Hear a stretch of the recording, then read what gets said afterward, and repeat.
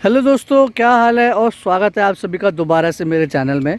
आज हम एक स्पेशल वीडियो बनाने वाले हैं। ये वाला वीडियो सॉर्ट ऑफ एक रिव्यू और एक मोटो व्लॉग का मिक्सचर होने वाला है, बिकॉज मुझे मेरा पुराना मोटो व्लॉगिंग कैमरा मिल गया। ये काफ़ी पुराना है, ये SJ कैम है और अभी तक काम कर रहा है ये काफ़ी अच्छे से। तो हाँ, आज हम लोग रिव्यू करने वाले हैं सुजुकी एक्सेस 125 BS4। ये वाला स्कूटर मेरे पास इग्निस से थोड़ा सा पहले से है और ये मोस्टली आसपास के शहरों में जाने के लिए यूज़ हुआ है एंड इन सिटी ट्रैवल के लिए मोस्टली यूज़ हुआ है। और जैसे कि आप देख सकते हैं अपने आसपास की जैसी ये सड़कें हैं, जैसे कि ये बड़ा ही कच्चा सा जो ये रास्ता गया है गांव की तरफ, और ये यहाँ पे तो खैर जाने की कोई ज़रूरत है नहीं, ये तो टूटा फूटा है। और इस तरीके की जो सड़कें हैं, तो इन्हीं सड़कों पे इस स्कूटर की मोस्टली लाइफ बीती है। और ये कितना स्कूटर चला है वो मैं आपको दिखा देता हूँ। 7199। तो लगभग आप समझ सकते हो कि इसका 7000 किलोमीटर का रिव्यू होने वाला है। और मैं आपको पहले से बता दूं कि हाँ, ये BS4 वाला स्कूटर है, BS6 वाला नहीं है। जब BS6 का स्टॉक आ रहा था जस्ट, और जब BS4 का स्टॉक एकदम जाने ही वाला था, तब हम लोगों ने इस वाले स्कूटर को ख़रीदा था। और ये हम लोगों को पड़ा था अराउंड 72,000 रुपीज़ का ऑन रोड। और ये केवल BS4 मॉडल नहीं, और स्पेसिफिकली अगर मैं आपको बता दूं तो सुजुकी एक्सेस में कई सारे वेरिएंट आते हैं, जैसे कि ड्रम ब्रेक और स्टील व्हील्स वाले भी। ये वाला जो मॉडल है ये सबसे टॉप वाला है, जिसमें जैसे कि आप देख सकते हैं फ्रंट की तरफ एक डिस्क ब्रेक दिया रखा है छोटा सा, और निसिन का इसमें कैलिपर लगा हुआ है, निसिन का। काफ़ी अच्छी कंपनी है वो। उसमें अलॉय व्हील भी दिए हुए हैं इसी के साथ साथ, सब कुछ ब्लैकड आउट है एकदम। और पीछे की तरफ भी अगर आप देखोगे तो आपको ड्रम ब्रेक देखने को मिल जाएगा, लेकिन ये भी एक तरीके से अलॉय व्हील ही है। आगे और पीछे दोनों की तरफ अलॉय व्हील है। पीछे सीएट के टायर लगे हुए हैं, जिसका है 90/100 रेशियो, आप देख सकते हैं 90/100। एंड आगे की तरफ जो टायर लगे हुए हैं वो है 90/90। पीछे वाला टायर ऑब्वियसली थोड़ा बड़ा होता है ये स्कूटर्स में और मोटरसाइकिल्स में, तो वो वाला हिसाब है। बाकी ये रहे इसके सस्पेंशन, जिनका ट्रैवल अभी हम लोग दोबारा से मैं आपको टेस्ट करके दिखाऊंगा कि कितना है और ऐसी सड़कों पे ये किस तरीके से चलता है। खैर वो सब हो गई बात की बात। इस स्कूटर पे हम लोगों को मैट फिनिश होके आई थी। हालांकि वो तो खैर इस स्कूटर की मैट पॉलिश के साथ सफाई नहीं हुई है, इसलिए इसका जो चमक है वो एकदम से गायब सी होने लग गई है।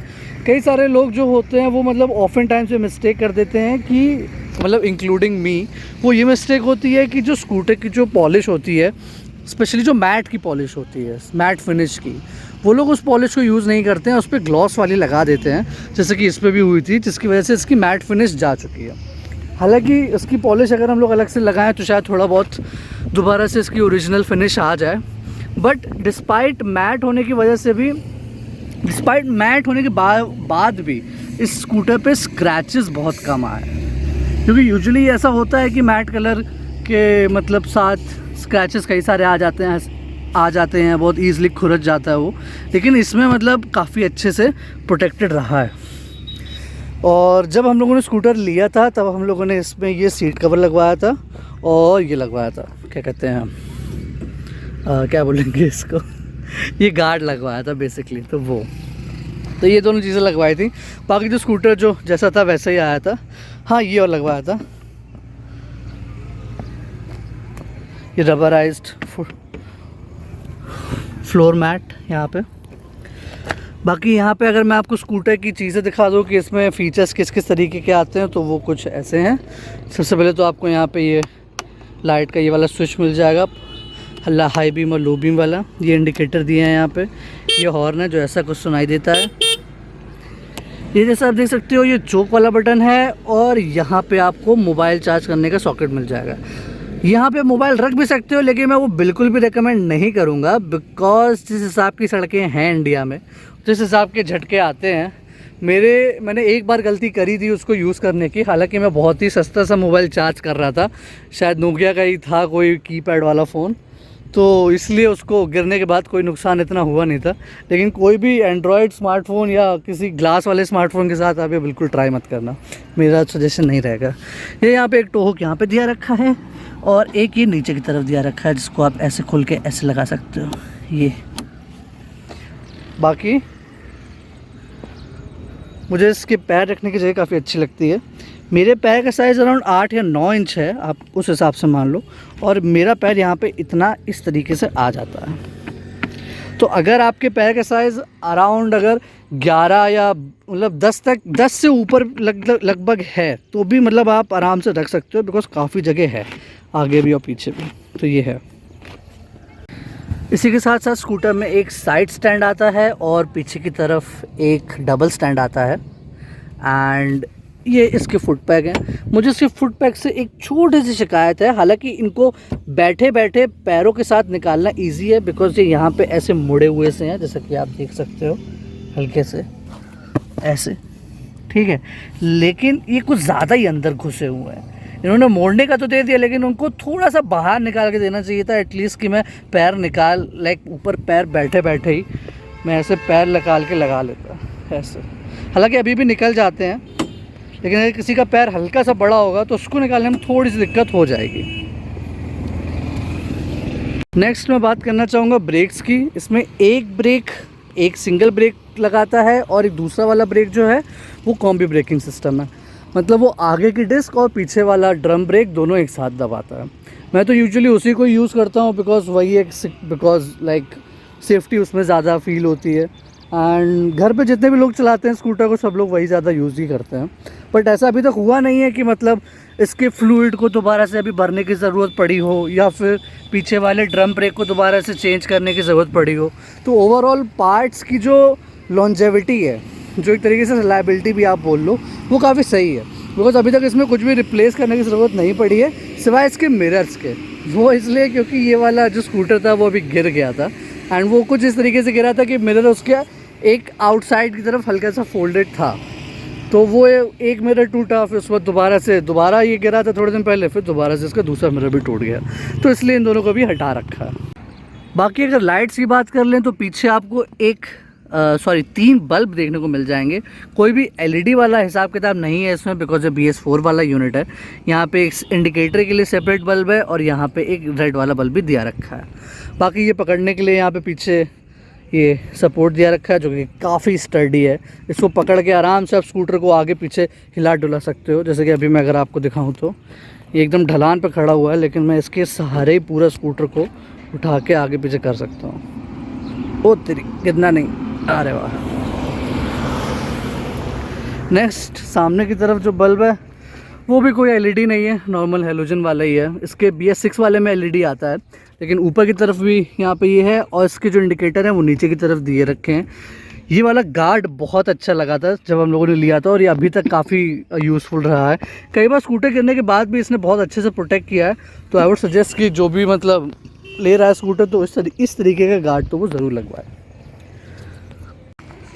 बाकी अब इस स्कूटर की बूट स्पेस चेक करा देता हूँ आप सभी को।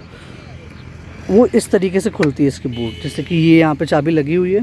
पहले यहाँ पे आपने पूरी चाबी खोल ली, फिर उसके बाद आपको दोबारा से ऐसे दबाना है, ये ऐसे खुल गया। अब ये इसको उठा लेता हूँ, ये काफ़ी सारा सामान पड़ा है, तो मुझे पता भी नहीं था कि यहाँ पे पड़ा है। ये प्रेस है, ये इसका शायद इंजन ऑयल पड़ा हुआ है, खैनी है। ये देखना पड़ेगा कि इसमें वो आता है कि नहीं हेलमेट। तो let me just take this stuff out. तो गाइज मैंने सारा अननेसेसरी वाला सामान इसमें से हटा दिया है। लेट्स सी कि ये वाला हेलमेट इसमें आता है कि नहीं आता है। इसमें एक कैमरा भी लगा हुआ है, तो देखे रहना आप लोग वो सब।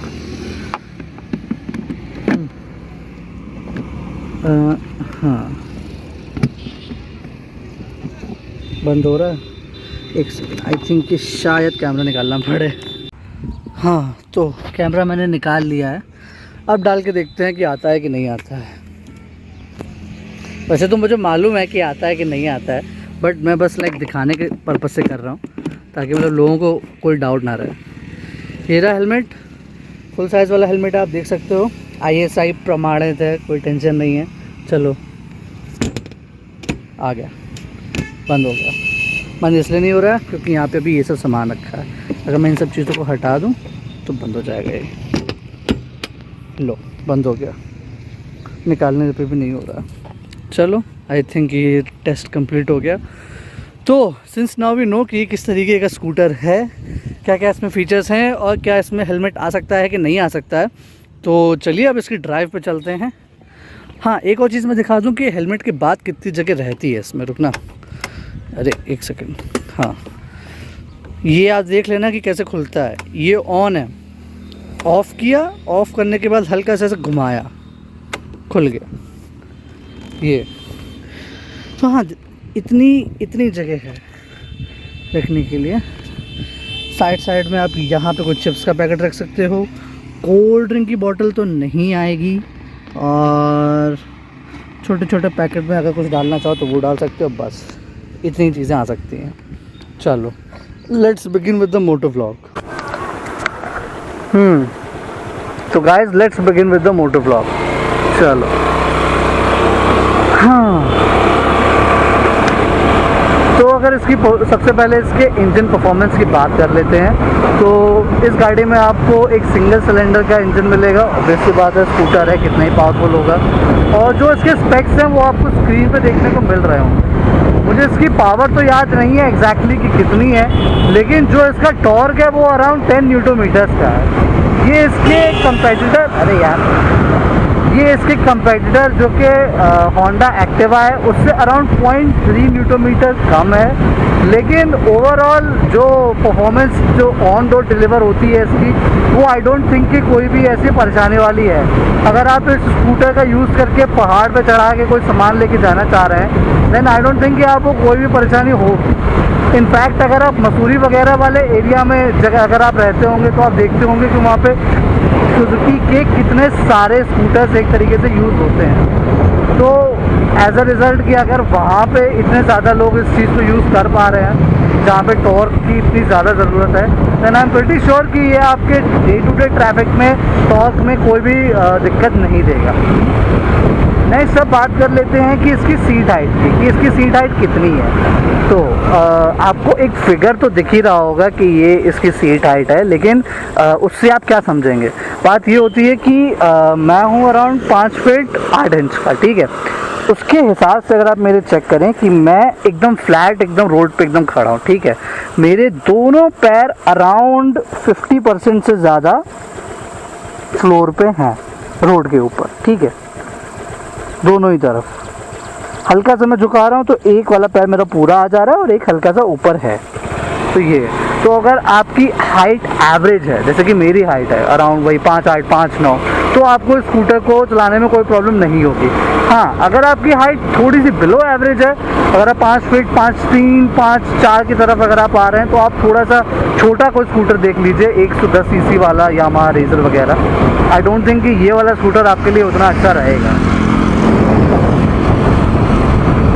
नेक्स्ट अब बात कर लेते हैं इसकी एक्सेलरेशन की, कि क्या एक्चुअली में इसका एक्सेलरेशन है।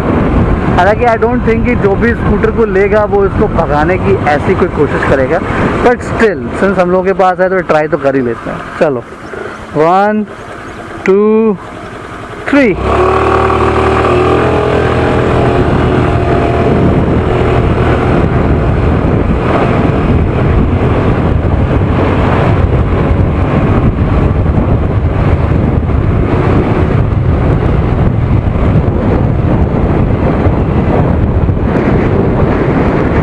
मैं बोलना चाहूँगा कि 125 सीसी का होने के बावजूद भी ये इंजन स्मूथ बहुत ज़्यादा है।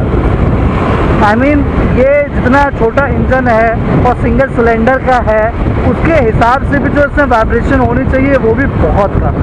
मतलब रिफाइंड तो ये बहुत ज़्यादा है। 80 किलोमीटर से ऊपर जाने के लिए भी जो मुझे चीज़ रोक रही है वो बस यही रोक रही है कि ये एक स्कूटर है, इसके छोटे छोटे पहिए हैं और इसका जो डिज़ाइन है वो मतलब वही है कि भगाने के लिए नहीं बना हुआ। अदरवाइज़ अगर इस इंजन को आप किसी छोटी सी बाइक में लगा के मुझे दे दो, देन आई डोंट थिंक कि मुझे कोई भी परेशानी होगी उस बाइक को भगाने में। बाकी इसका जो सीट जो इसमें ट्रांसमिशन लग के आता है ऑटोमेटिक, वो काफ़ी अच्छा है।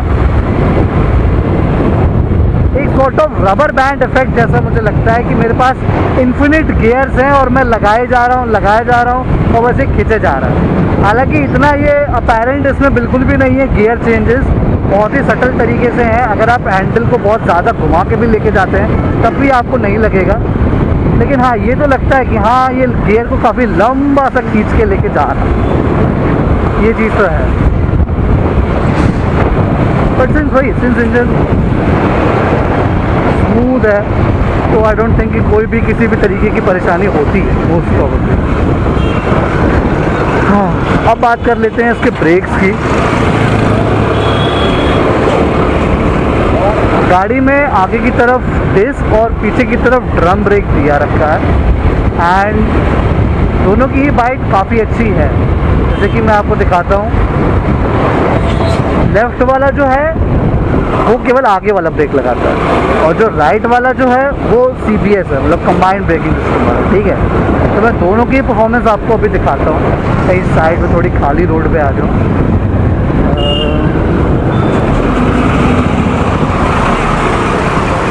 ये चलो अभी मैं सबसे पहले CBS वाला ट्राई करूँगा।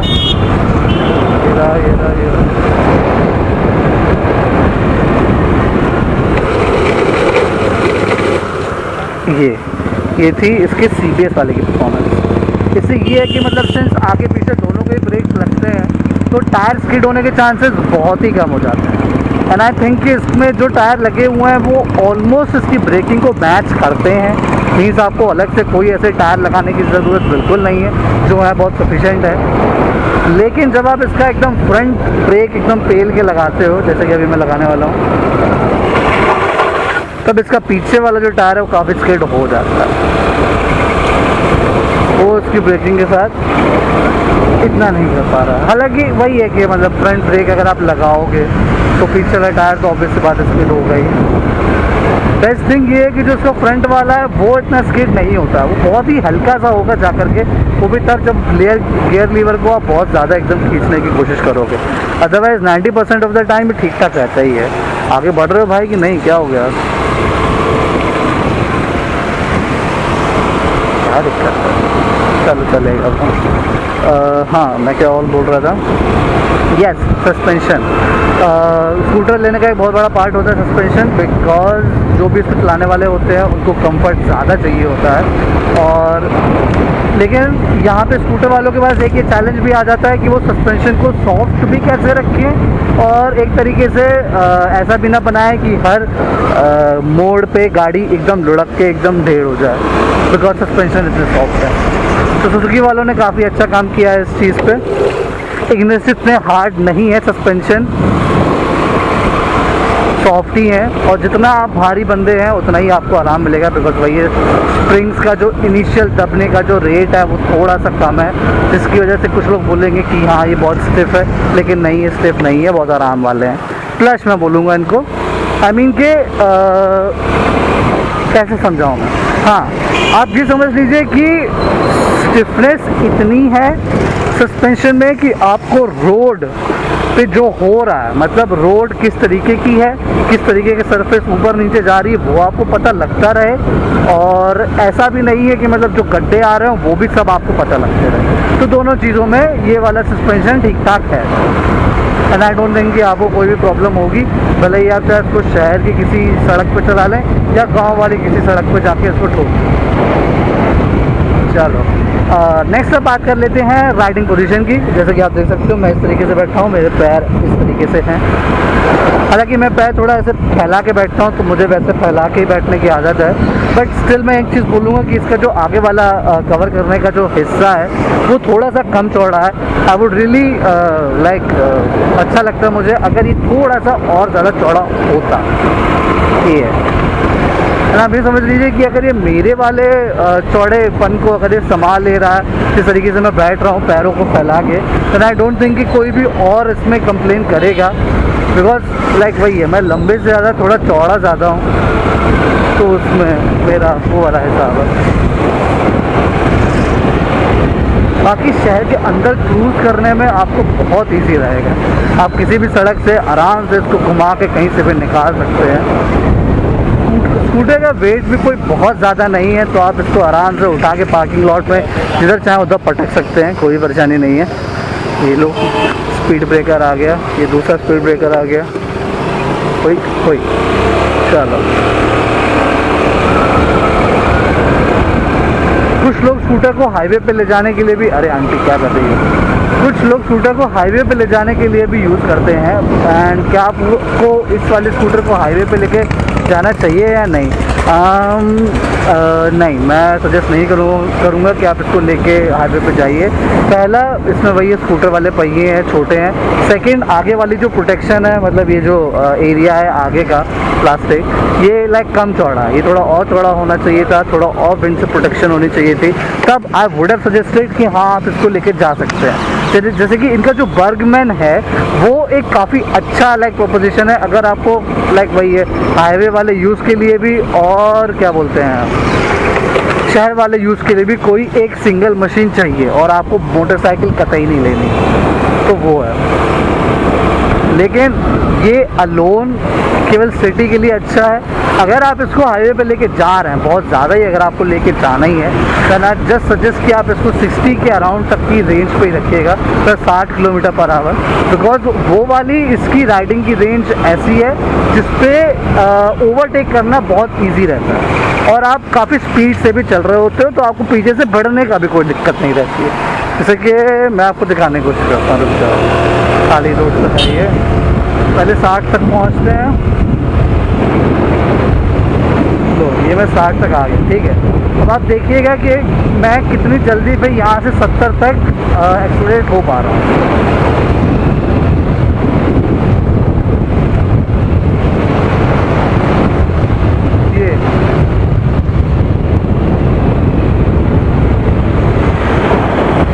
मतलब आपको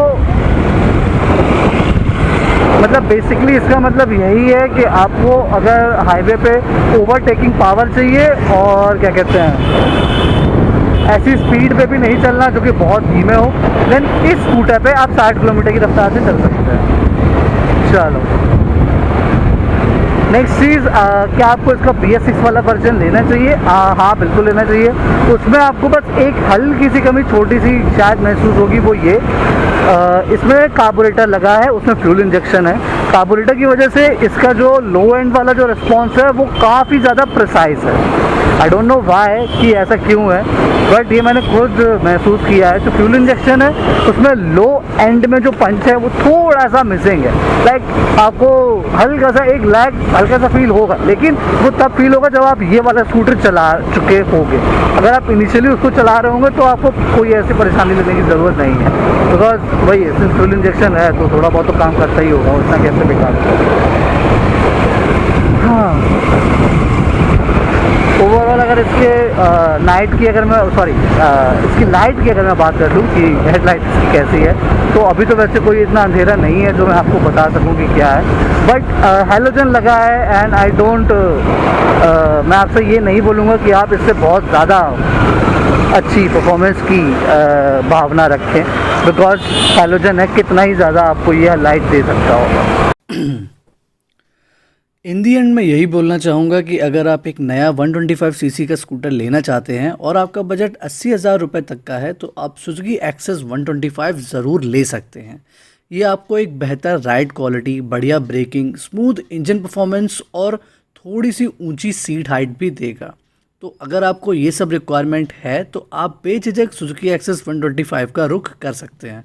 और अगर आपको इससे रिलेटेड कोई भी क्वेश्चंस हो तो आप मुझे कमेंट सेक्शन में नीचे पूछ सकते हैं। Thank you for watching and bye bye.